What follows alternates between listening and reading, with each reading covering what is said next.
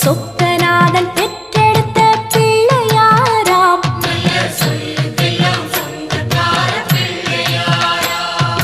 கைலாய மலைய விட்டு தெற்கே வந்தாராம்.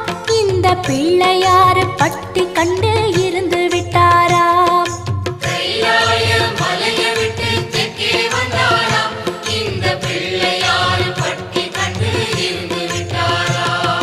கணபதியார் வந்தாரம்மா, நம்ம உறவாக நின்னாரம்மா.